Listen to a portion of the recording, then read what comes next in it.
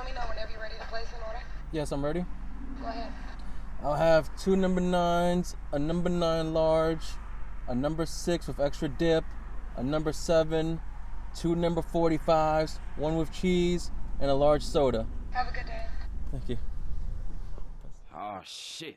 Here we go again.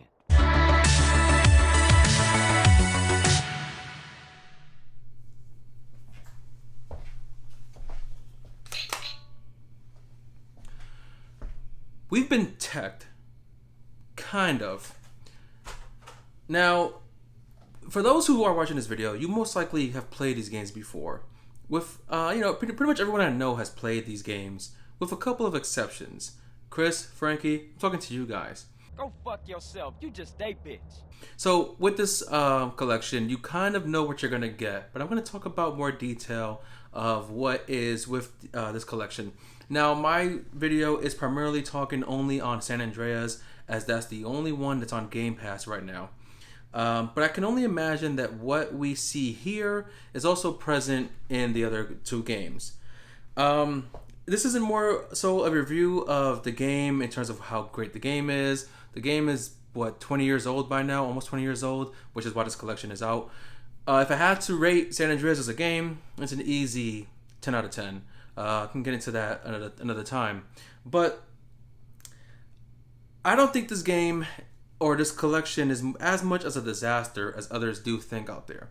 Now, there is some positives to this collection and some negatives. We're going to go over all that stuff right now. We're going to start with what's good here. Now, yes, some of the character models do look good. Obviously, the main characters are going to get the most upgrades compared to the NPCs. But even within the main characters, there is some things that do look bad about them. For example, some characters, while look better in terms of visuals, their faces do look weird, their hands look weird, and Ryder is the one out of the group who does look the worst in terms of lighting. He feels out of place. He feels more faded than the other characters in the game. Keep up, motherfucker! The cities do look pretty nice on foot. You do get some nice draw distance in the background so you can see some of the buildings around you. So that does look pretty good there. Going on from there, the audio is pretty good. No problems with the audio in terms of how they sound. Yes, there are some songs that were removed from the game. I don't know the songs off the top of my head, but there's a list out there that shows what songs are removed from the game. And that's just from licensing issues. That's where the blame is. And as Chen brought me a sparkling water, a delicate, handsome, lovely young boy.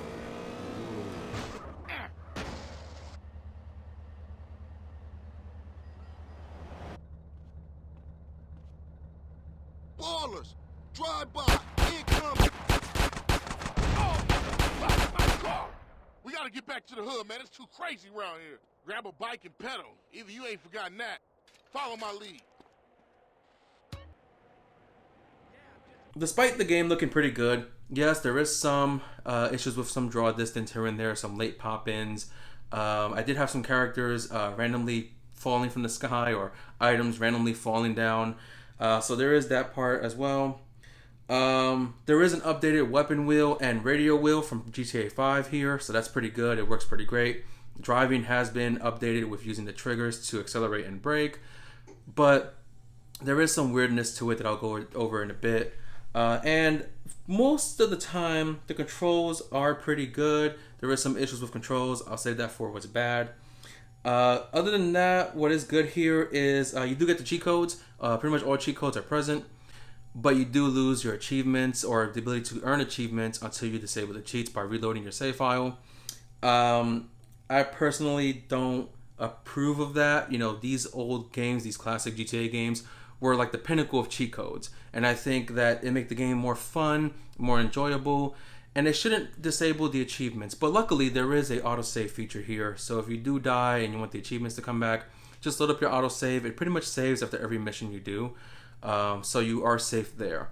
But like I said, I don't agree with the achievements being removed. I think they should have stayed. Don't hit me, I might cry.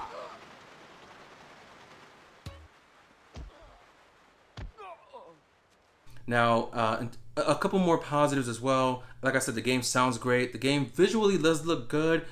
Some of the colors look great, like the grass and the trees look pretty good. The trees actually look pretty damn good. from a bit of a distance. I don't know how well it looks very like up close to your face, but you can see trees moving with the wind. The colors look pretty good. When you spray tag the different graffiti signs, the color of them just look good. Some of the cars just look great in terms of the color. That's really what the most important thing here is with the visual improvements, is how good the color looks. As for textures, they are a bit rough around some of the edges, but they wanted to keep that classic look to the game. Moving on from there, there is a change there was like a fog effect in the previous versions where it could kind of block out the rest of the map, so you wouldn't really see how far the game can go.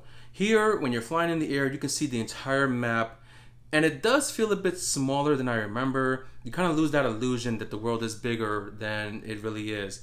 But the game does look more clear, so you do have that clarity of how far the map is, how big it is.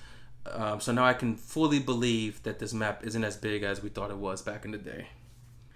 Moving on from there, some character models, like I said, don't look as good. There was actually a video on the PS5 version that I saw where CJ had a weird lighting effect to where his hair was turning blue from the lighting of the environment. I haven't seen that on my version, so I don't know if it's just on that version or just as an early release, because those were early release videos. They weren't done today when the game officially dropped. But there isn't much else to talk about in terms of positives. That's all pretty much the positives there with the visuals and some of the performance. And as I said, there is some performance issues with frame rate here and there, some pop-ins. Nothing too crazy or drastic, but it is there. Let's talk about what's bad here. As I mentioned, driving controls is a bit improved with the triggers to accelerate, but you have to use X and B to look left and right, so you can do drive-by shooting, and LB to shoot. Pressing LB alone will always shoot to the left, and it can feel a bit awkward trying to get that to work with the buttons you have to use. Other than that, CJ has some problems with walking and running while trying to run on foot, obviously. CJ wouldn't run, he would just walk really slow for a few seconds and then starts running. I also confirmed it with a friend of mine who was playing the game at the same time. He had the same issue. CJ just doesn't move as quickly as he should. He feels more stiff here than he had in the previous version, and that's kind of hard to believe, but he does have an issue with running right away. The game has a heavy lack of NPCs and cars in the overworld, and it's more noticeable when you're flying above the cities. It looks completely empty, like an apocalypse.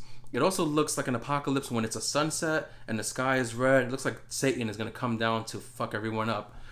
But that isn't an issue here, because on my version of the game on iOS and my Mac, there's NPCs everywhere, there's cars everywhere. Here, you get maybe 2 or 3 per block, if that even. So it makes it kind of hard to cause the chaos you want to cause if there's not enough people in the environments to take care of, so to speak. Aiming has been downgraded in my opinion. Before, when you have more than one target that you need to shoot at, and you lock on one target, after killing them, you can press a button to instantly switch to another target and take that one out. On this version, it requires the right stick to be moved from one target to the next, and it's a lot slower than it should be. So you're going to be standing there taking hits while trying to aim to the next target. This happened during the mission with Emmett, where you shoot the bottles with Big Smoke. And I just remember in the old version switching from targets left and right as quickly as I need to. Here it's slower, it's downgraded, and I really think they need to fix that for this version of the game.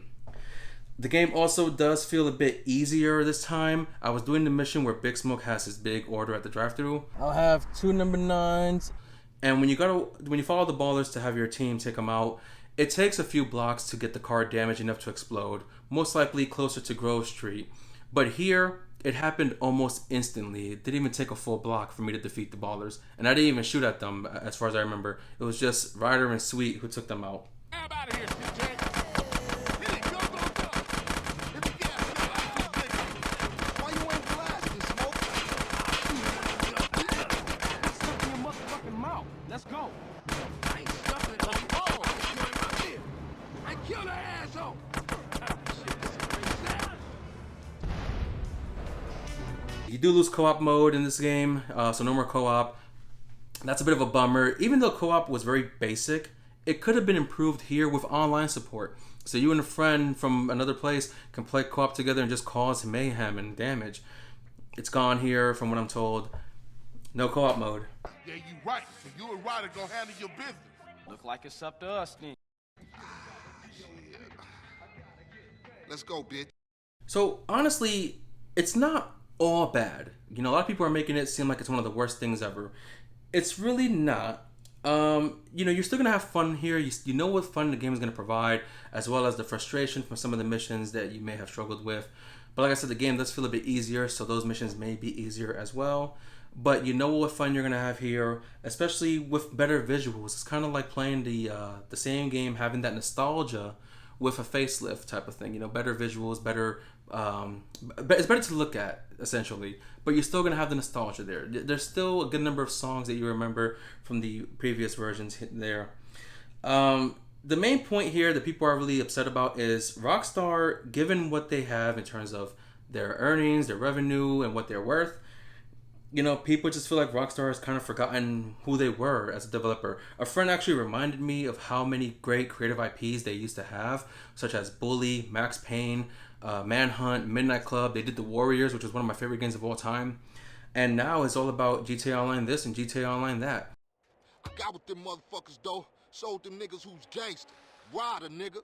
So I understand why people wanted more out of this remaster. They really wanted a remake instead of a remaster. Because you look at other remasters in the past, such as the Devil May Cry collection, which still, in my opinion, don't look good at all. When you compare it to DMC4 and DMC5, the Uncharted games, when they got remastered for PS4, there wasn't much of a visual gap they had to make the game look better. Same thing with Last of Us from PS3 to PS4.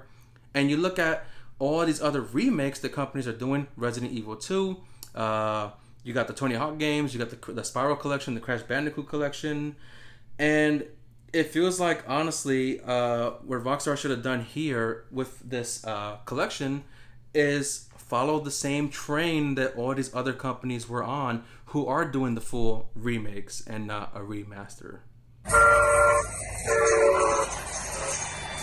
All we had to do was follow the damn train, Anthony. That being said, I'm Anthony Olan Tech, and I will see you guys next time. Whatever you say, bitch.